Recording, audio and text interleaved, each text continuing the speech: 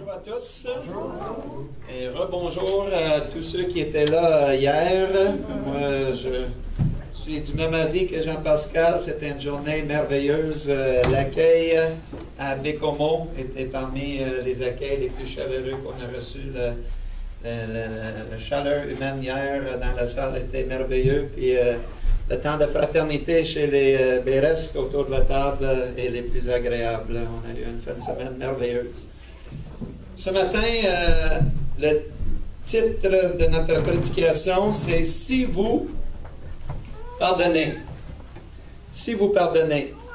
Vous avez déjà tous entendu un message dans votre vie sur le pardon, mais je crois sincèrement que ce matin, vous allez entendre un angle nouveau là-dessus.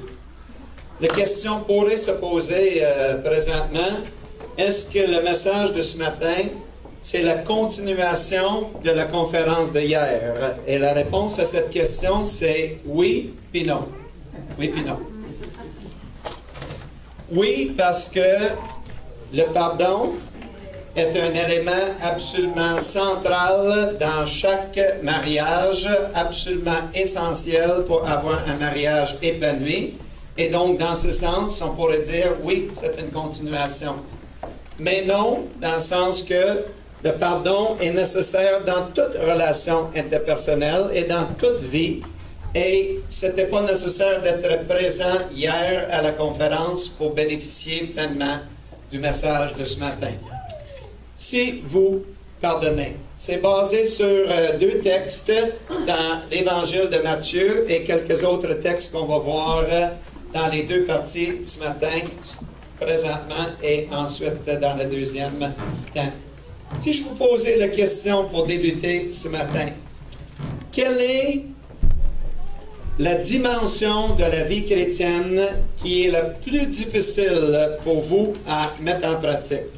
J'étais pasteur et aumônier assez longtemps pour savoir qu'on aurait diverses réponses à cette question. Certaines personnes diraient, pour moi, c'est la prière. J'entends parler des gens qui passent des heures dans la prière et moi j'ai de la misère à me concentrer pendant 2-3 minutes. D'autres diraient c'est le temps quotidien dans la parole de Dieu. Je suis occupé, préoccupé, je cours à gauche puis à droite, puis être discipliné à trouver ce temps, je trouve ça difficile. D'autres diraient c'est le dîme, l'offrande. Hein? Quand le sac d'offrande passe le dimanche matin, les bras qui ont loué le Seigneur se changent en alligator, puis j'ai de la misère à trouver le portefeuille. D'autres diraient c'est l'évangélisation. J'aime le Seigneur de tout mon cœur, mais j'ai comme de la misère à partager ma foi. Mais si on est honnête avec nous-mêmes ce matin, je pense que pour beaucoup de personnes, la réponse à la question serait de pardonner. De pardonner. Pour une raison quelconque, le pardon semble être difficile pour beaucoup de chrétiens à maîtriser. Pourquoi? Eh bien, pour plusieurs raisons. Parce qu'il y a notre orgueil qui rentre en ligne de compte, n'est-ce pas? Et pour pardonner à quelqu'un d'autre, il faut piler sur notre orgueil. Et ça, c'est pas nécessairement facile. Il y a aussi la question de la vengeance.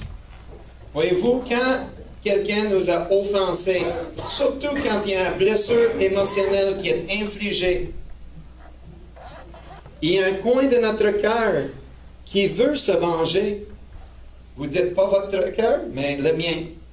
Dans mon cœur, oui, sauvé et régénéré, mais qui a encore une nature pécheresse et la chair est à l'œuvre, il y a ce désir de voir la justice et la vengeance accomplie.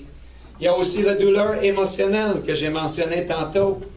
Quand quelqu'un nous blesse, il y a une douleur émotionnelle qui réside dans nos vies et cette douleur est très réelle. Et des fois, on ne sait pas quoi faire avec. Pour toutes ces raisons et bien d'autres que je vais toucher dans quelques instants, le pardon semble être un élément difficile à maîtriser. Mais j'ai des bonnes nouvelles pour vous. Je vais vous expliquer un processus ce matin qui peut nous libérer complètement et nous permettent à vivre un pardon authentique. Voici une autre question.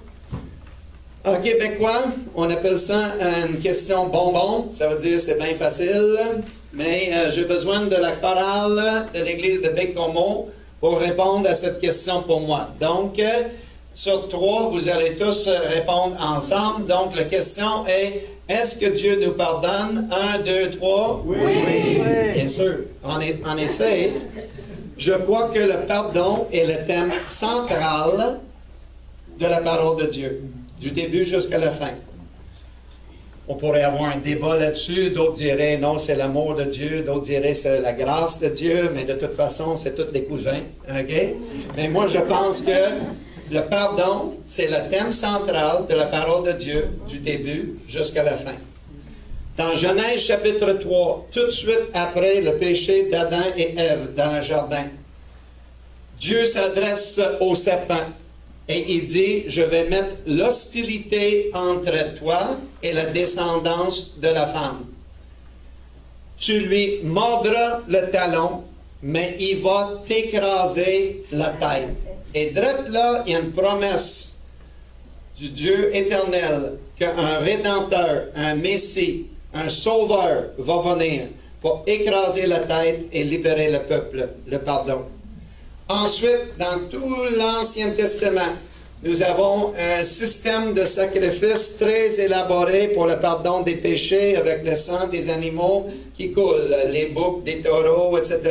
Est-ce qu'il y a quelqu'un qui a amené un chèvre, un bouc avec eux à l'église ce matin? Non? Non?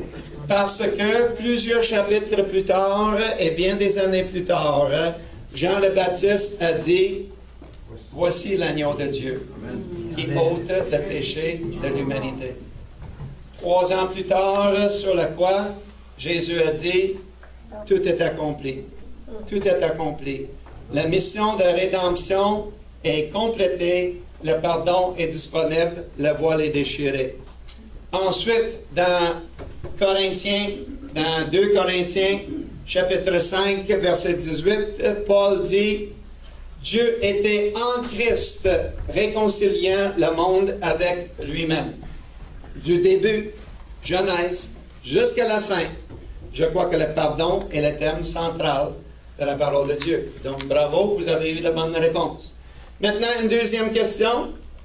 Encore une fois, j'ai besoin de votre participation. La question est, est-ce que Dieu nous pardonne toujours? 1, 2, 3. Non. On a eu différentes réponses. La réponse, c'est non. Non. Non. Non. Les sceptiques seront confondus. Non, non, non. Quand j'ai donné cette prédication à Québec il y a 3 ans, il y avait un monsieur assis dans la première rangée et quand le mot « non » est apparu sur l'écran, son mâchoire est tombé sur le plancher. J'ai redonné son mâchoire. Et pendant 5 minutes, il était là. Non. Non. Comment ça, non? Je suis étonné de constater le nombre de chrétiens qui ne savent pas ce que la parole de Dieu enseigne. Et la parole de Dieu enseigne très clairement dans Matthieu 6, verset 15, que la réponse c'est non. Tournez avec moi, s'il vous plaît, dans vos Bibles, à Matthieu chapitre 6. J'ai dit, tournez avec moi dans vos Bibles. Autrement dit, amenez vos Bibles avec vous à l'Église. De plus en plus. De plus en plus, on est une génération qui n'amène même pas la Bible à l'Église, j'en reviens pas. Peut-être pas à Bécomo, bravo. À Montréal, il y a des églises où les gens n'amènent même pas leur Bible. Oh, c'est parce qu'ils ont leur téléphone et il y a une Bible là-dedans ou je ne sais pas quoi. Pour moi, ça, c'est pas une Bible. Ça, c'est votre pain. Ça, c'est votre arme. C'est votre épée, la parole de Dieu. Les gens se fient aussi au PowerPoint. Il peut y avoir une erreur dans le PowerPoint. Notre cher Hydro-Québec, il peut y avoir une panne d'électricité, là. J'ai prêché une fois, là. Il y avait une panne, là. On aurait dit que tout le monde était... C'est fini, le culte.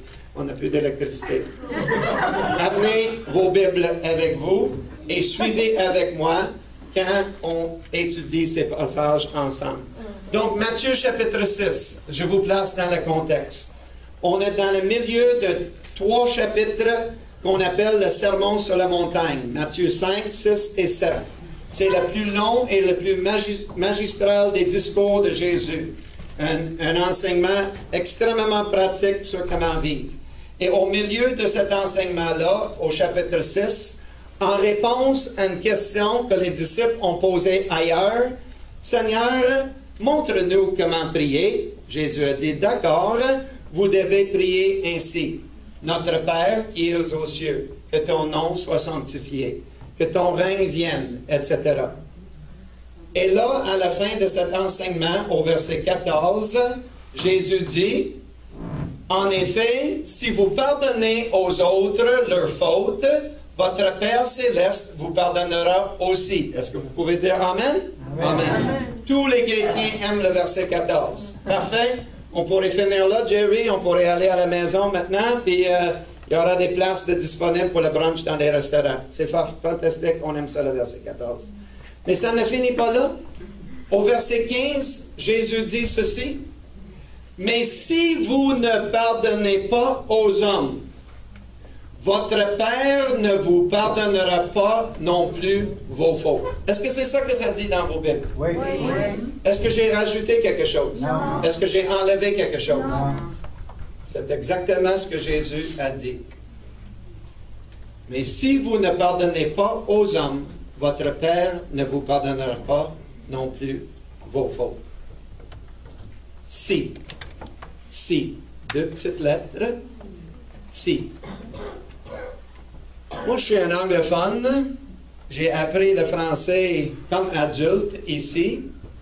Et quand tu étudies une langue, en tant qu'adulte, tu étudies la grammaire et toute la quête, là, le subjonctif. Je ne sais même pas c'est quoi un subjonctif en anglais. J'ai aucune idée. Là. Tu viens au monde puis tu commences à parler, c'est tout. Tu sais pas, mais en français, je sais tout ça.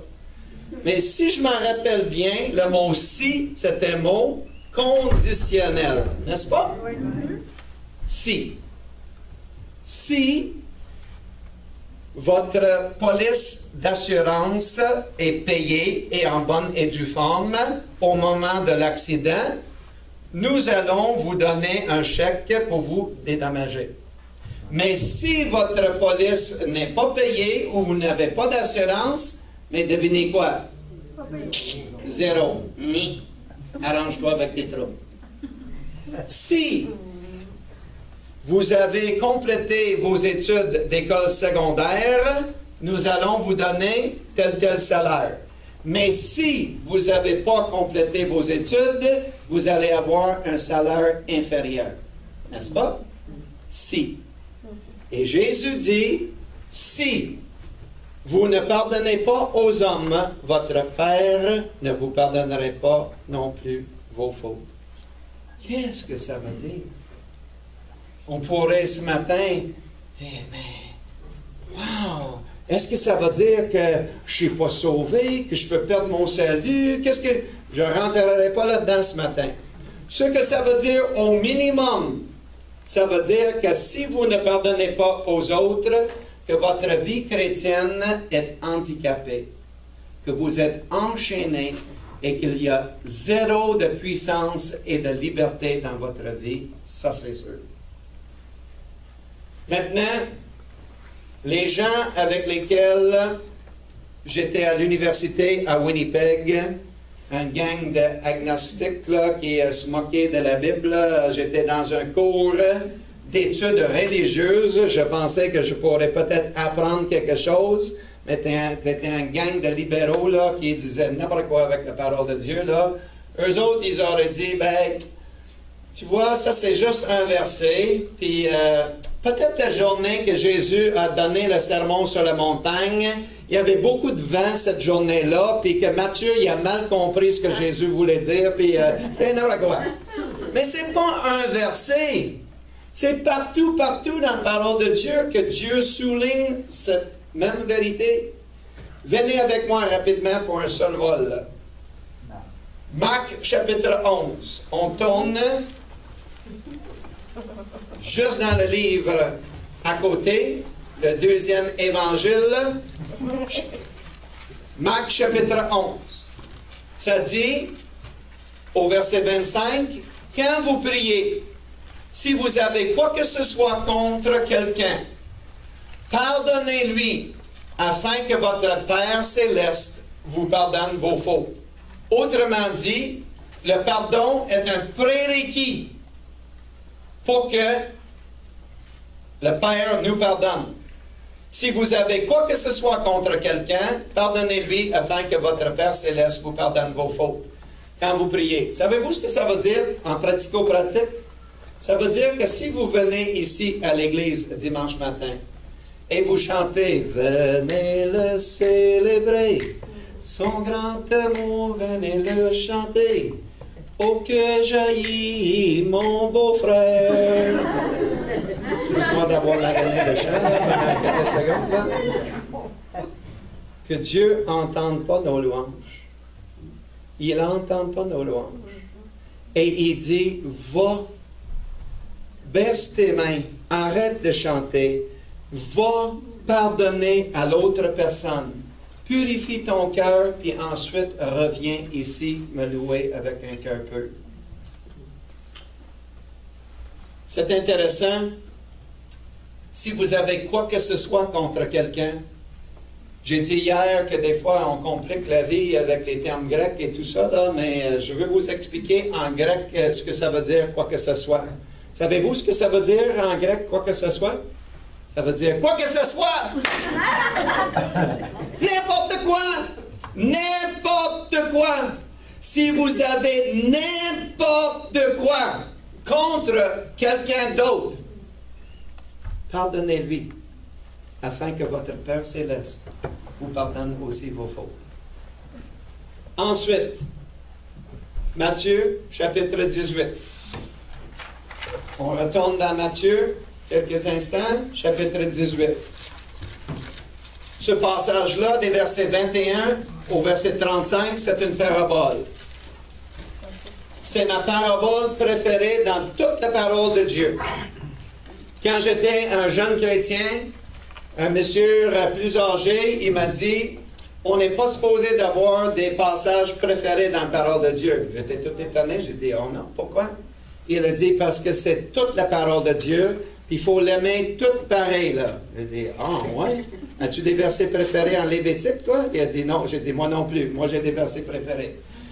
Ça, c'est ma parabole préférée dans toute la parole de Dieu.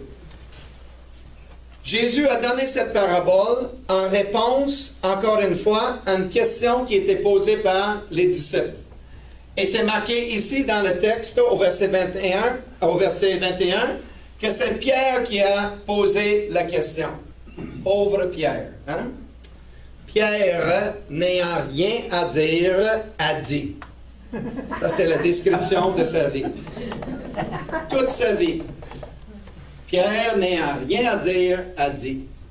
En anglais, on dit « he put his foot in his mouth » souvent. Okay? Pauvre Pierre. Il est tout le temps pointé du doigt. Mais savez-vous quoi? C'est pas juste la question de Pierre ici. Pierre était simplement le porte-parole des disciples. Quand il marchait là, de Capernaum à Jérusalem, là, le long trajet, là, ils jasaient tous ensemble des disciples. Ils disaient, mais non, c'est moi le plus grand. Mais non, c'est moi le plus grand. Puis, moi, je vais être à la droite de Jésus. C'était une discussion en gang, là. Puis là, quand c'était le temps d'aller poser une question à Jésus, ils ont dit, mais quelqu'un doit aller parler à Jésus. Pas si Pierre. OK. C'est Pierre qui se pointe.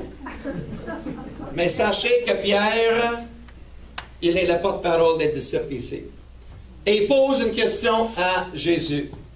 Et il dit, Seigneur, si mon frère se rend coupable à mon égard, combien de fois devrais-je lui pardonner? Irai-je jusqu'à 7 fois? Maintenant, quand vous lisez votre Bible, ne faites pas l'erreur de transformer ces personnes-là, là, OK, en Spock, avec pas d'émotion, là, des personnes comme dans les cas de dimanche, là, des personnages feuilles, là, qu'on dit, ça c'est Marie-Madeleine, là, OK, aux enfants. Ça, c'est pas des personnes. C'est des vraies personnes comme vous et moi. avec des sentiments, avec des expériences. Et quand je vois Pierre poser cette question, quand je lis ma Bible, je vois Pierre, la poitrine sortie, bien loin, là, de même, là. Seigneur, combien de fois devrais-je lui pardonner? Jusqu'à 7 fois. Il est fier de son coup, Pierre, ici, là. Il est plein d'orgueil. Jusqu'à 7 fois. Savez-vous pourquoi? Parce que dans le Talmud, qui est des écrits des rabbins juifs, qui est une littérature qui est parallèle à la parole de Dieu. Ce n'est pas la parole de Dieu, mais les rabbins ont comme interprété la parole de Dieu. Et ça, c'était enseigné aux jeunes garçons juifs. Mais dans le Talmud, les rabbins enseignaient que c'était essentiel de pardonner à ton prochain 3 fois. Fait que Pierre, il était un bon petit garçon juif, il avait appris ça toute sa vie à la synagogue, et quand il pose la question à Jésus, il dit, checkez bien ça, 3 fois, je vais le doubler, 6, rajouter 1 pour bonus, 7. Il irait jusqu'à 7 fois. Puis Jésus lui répond, non Pierre, je ne te dis pas d'aller jusqu'à 7 fois, mais jusqu'à 70 fois 7 fois. Maintenant, moi, je ne suis pas le couteau le plus aiguisé dans le tiroir. Donnez-moi 2 secondes. Là.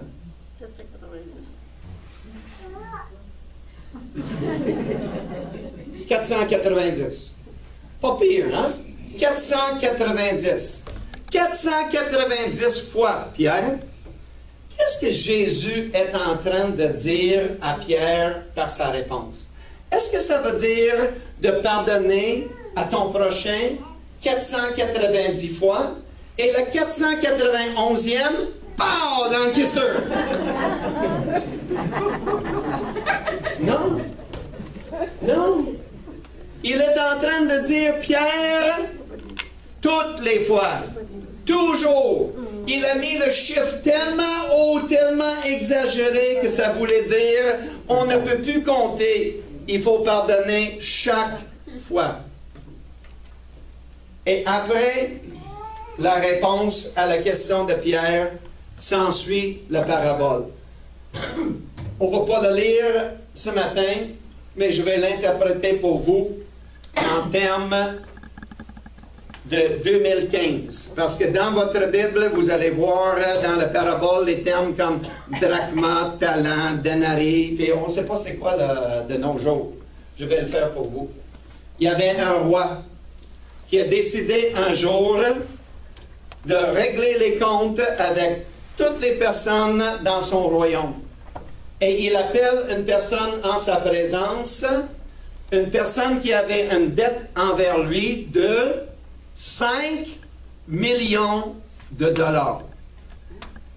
C'est ça ce que ça dit dans vos Bibles. Le montant qui est marqué là, en termes d'aujourd'hui, c'est 5 millions de dollars. Et il dit à cet homme-là, aujourd'hui, c'est le jour que tu vas me repayer la dette au complet. L'homme, il tombe à genoux. Il dit, miséricorde, patience, compassion. Donnez-moi un peu de temps et je vais te repayer. Est-ce que c'est vrai ça? Mon œil. Mon œil. Il aurait fallu qu'il vive jusqu'à 785 ans, là, ou gagner le Jérusalem 649 pour repayer la dette. Impossible! C'était impossible qu'il repaye la dette. Mais le roi a été touché par la manière qu'il avait plaidé pour patience. Et il a dit, je te pardonne, j'efface la dette au complet.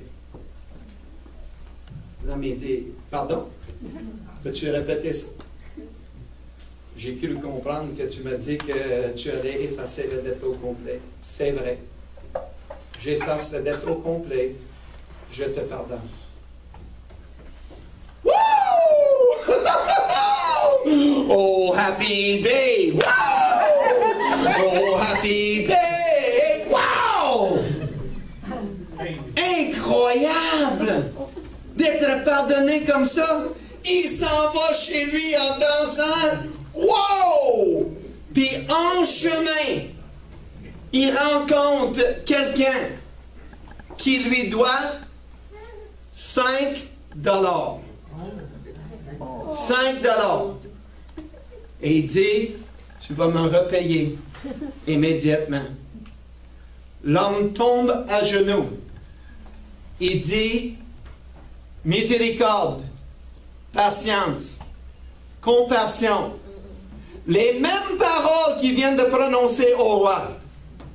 Donnez-moi un peu de temps et je vais te repayer. Et l'homme, il dit, non. Non, tu vas me payer immédiatement la dette. Il dit, je ne peux pas. Il dit aux gens, jetez-le en prison, cet homme-là, puisqu'il ne me repaie pas la dette. La nouvelle de cet incident vient aux oreilles du roi. Dan, tadan, dan. Dan, tadan, dan, dan.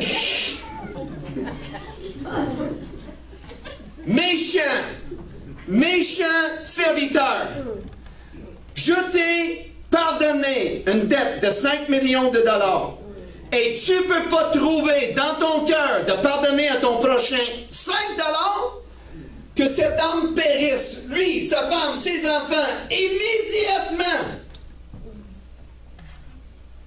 Et à la fin de la parabole, Jésus dit au verset 35, « Voilà comment mon Père céleste vous traitera, vous aussi, si chacun de vous ne pardonne pas du fond du cœur à son prochain. » Savez-vous c'est quoi le problème, les amis?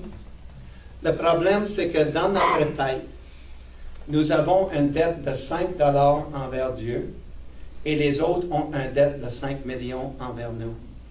Et c'est exactement le contraire. Si on pourrait comprendre et saisir l'énormité de notre dette de péché que Dieu nous a pardonné, on trouverait ça facile à pardonner à notre prochain. Continuons notre survol. Colossiens chapitre 3, verset 13. Ceux qui étaient à la conférence hier, vous savez que ça c'est le verset que je lis comme célébrant dans chacun des mariages que j'ai célébrés dans ma carrière pastorale. Je demande toujours au couple de lire ce verset-là. Parce que je trouve qu'elle décrit parfaitement leur relation conjugale. Supportez-vous l'un et l'autre, dans le contexte, c'est les uns les autres. Supportez-vous les uns les autres. Et si l'un de vous a quelque chose à reprocher à l'autre, pardonnez-vous réciproquement. Tout comme Christ vous a pardonné, pardonnez-vous aussi. Luc chapitre 23. Vous êtes encore avec moi? Luc chapitre 23. On est à la fin de l'évangile de Luc. Jésus est sur la croix.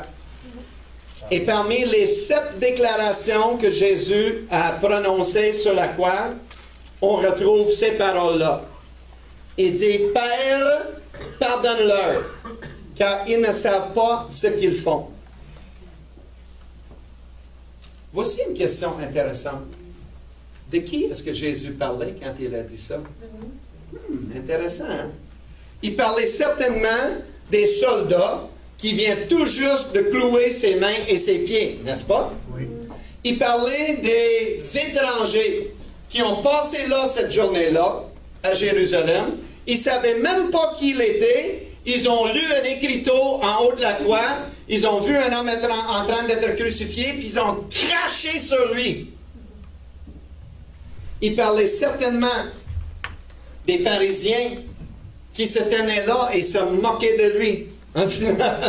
Il a sauvé d'autres. C'était vraiment le Fils de Dieu, il se sauverait lui-même. Il parlait certainement des disciples qu'il avait tous abandonnés, Tout le monde, sauf Jean, qui était... Oups, excuse-moi. Merci. Ça, c'est... je fais des free games.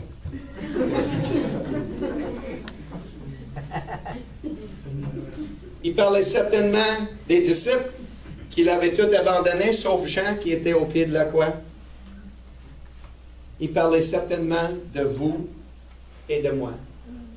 Père, pardonne-leur, car ils ne savent pas ce qu'ils font. Maintenant, est-ce qu'il y avait parmi les gens que je viens de nommer, dans le premier groupe, des gens qui ont demandé d'être sauvés? Personne. Et pourtant, Jésus dit, Père, je choisis de les pardonner. Donc, toi et moi, ensemble, pardonnons-leur, car ils ne savent pas ce qu'ils font. On a un problème dans la vie chrétienne que souvent, on dit, oui, oui, je vais pardonner à l'autre personne. Quand ils sont suffisamment repentants et quand ils comprennent jusqu'à quel point ils m'ont blessé, et quand je vois et je suis satisfait qu'ils comprennent ce qu'ils ont fait, je vais leur pardonner. C'est pas ce que ce passage-là dit. Pardonne-leur. Pardonne-leur. Parce que je vais vous dire quelque chose. Si vous attendez à ce que l'autre personne comprenne exactement ce qu'il a fait et il est repentant, tu vas peut-être attendre longtemps. La personne ne comprendra peut-être jamais. La personne peut-être s'en fiche. Le conducteur ivre au volant qui tue ton enfant, il est peut-être en prison puis il s'en fout de ce qu'il a fait.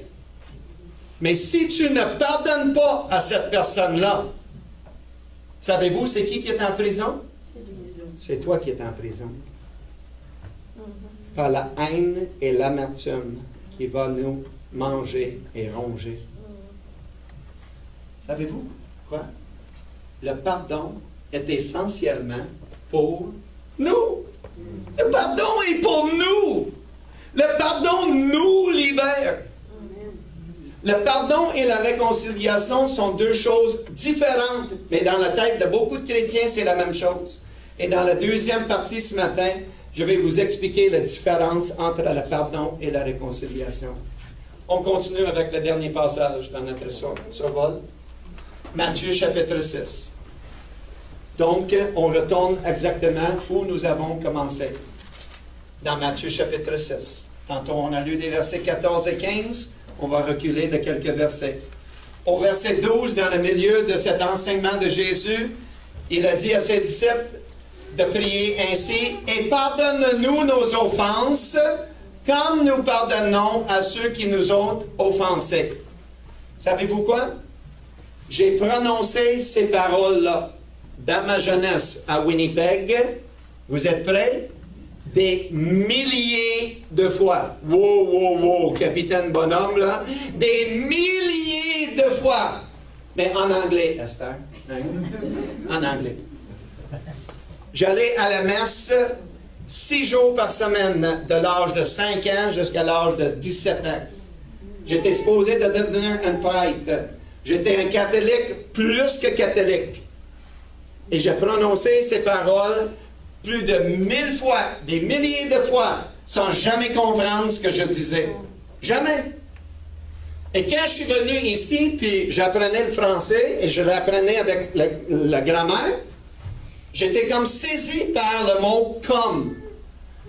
Pardonne-nous nos offenses, comme nous pardonnons à ceux qui nous ont offensés. Et dans ma tête, je pensais toujours que ça voulait dire « puisque ».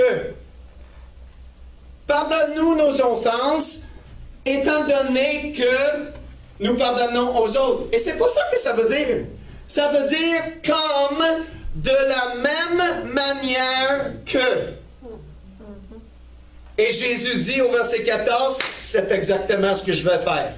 Je vais vous pardonner comme vous pardonnez aux autres. Verset 14, si vous pardonnez aux autres, je vais vous pardonner. Verset 15, mais si vous ne pardonnez pas aux autres, votre Père céleste ne vous pardonnera pas non plus. Wow! Maintenant, C'est quoi la définition du pardon? Je vais vous expliquer rapidement la définition du pardon. Ceux qui étaient à la conférence, vous n'êtes pas surpris de voir qu'on va commencer par ce que ce n'est pas. OK? C'est toujours comme ça avec Gary. Je vais vous dire ce que ce n'est pas avant de vous dire ce que c'est. Le pardon, ce n'est pas « cela ne me fait rien, c'est pas grave, je vais faire semblant que cela ne soit pas arrivé ». Ça, c'est le pardon que j'ai appris à Winnipeg dans ma jeunesse. On a grandi dans une petite maison avec 3 chambres à coucher. Il y avait 9 enfants là-dedans, 7 gars. On jouait du coude tout le temps. Tout le monde s'offensait, là. On se parlait de bête tout le temps, là. Ferme ta gueule, blablabla, tout le temps, là. Puis personne demandait pardon, puis personne se pardonnait là-dedans. Mais à un moment donné, Dieu commence à travailler dans mon cœur. Le Saint-Esprit me touche. Je deviens sensible autour de 16 ans. Et quand je fais quelque chose où j'offense un de mes frères, je dis, Tom, j'aimerais ça que tu me pardonnes pour ce que j'ai fait. Et nous répondions tout le temps, c'est pas grave, tourne la page. Tourne la page. Tourne la page. C'est-tu intéressant? Tourne la page. Savez-vous ce qui arrive quand vous tournez la page? OK? Vous tournez la page. Là, l'incident est encore là, en dessous de la page. Maintenant, il y a une bosse dans la page, là. Et quelques semaines plus tard, ça sort en dessous de la page, puis ça nous mord dans les fesses. C'est ça que ça fait, tourne la page. Tourne la page, c'est pas pardonner. Ça, c'est le pardon de la cour d'école à l'école primaire. Johnny, je te l'ai vu faire à Jimmy, tu vas demander pardon à lui. Je m'excuse, Jimmy, OK. OK, ça, c'est pas pardonner.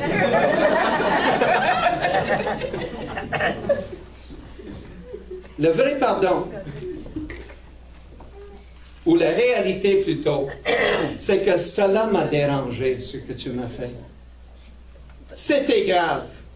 Et je ne peux pas faire semblant que cela ne soit pas arrivé. Il y a une douleur émotionnelle dans ma vie. Et cette douleur est réelle. Qu'est-ce qu'on fait avec cette douleur?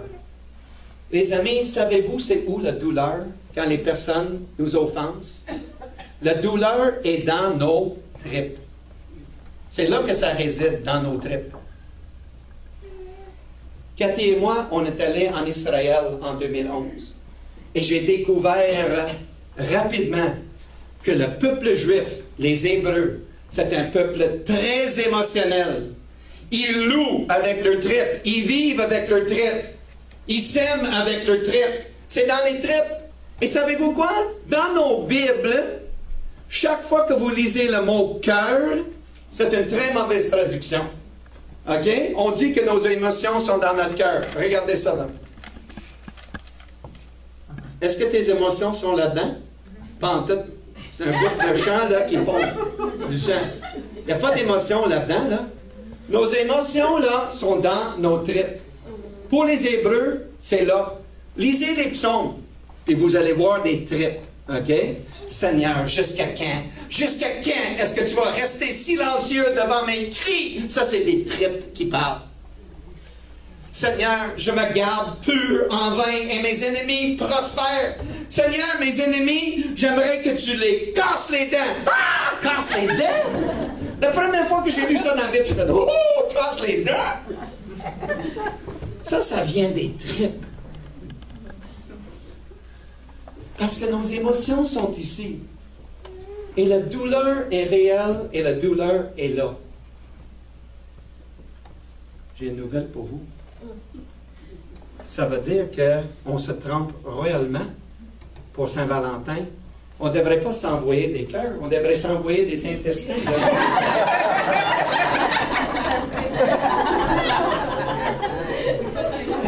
Ça réside là.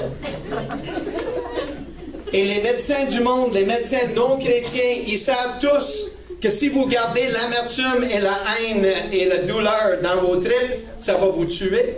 Les cancers, les ulcères et toute autre sorte. Le pardon nous libère. Une définition du vrai pardon. Se souvenir du passé ou l'incident sans douleur émotionnelle. C'est seulement quand la douleur est disparue que vous êtes sûr que vous avez pardonné à l'autre personne. Maintenant, si Jerry et Cathy ont fait le long trajet de Terrebonne jusqu'à Bécomo pour vous enseigner sur le pardon et qu'on termine là, ce serait déjà un enseignement formidable qui vient de la parole de Dieu et qui est clair. Mais ce qu'on vous a expliqué dans cette première partie, c'est pas juste la théorie, puis c'est pas juste des versets bibliques. Car s'il y a quelqu'un dans cette pièce ce matin qui sait c'est quoi pardonner, c'est bien moi. Nous allons arrêter là. Je suis sûr que vous allez être là pour la deuxième partie. On va louer notre Seigneur ensemble. On va prendre un temps. On va demander dans le temps de louange au Saint-Esprit de préparer nos cœurs pour la suite. Car je vais continuer à vous expliquer notre histoire à Cathy et moi et comment vous pouvez vous-même être libérés aujourd'hui à travers un processus de pardon. Ça va? Oui. Amen.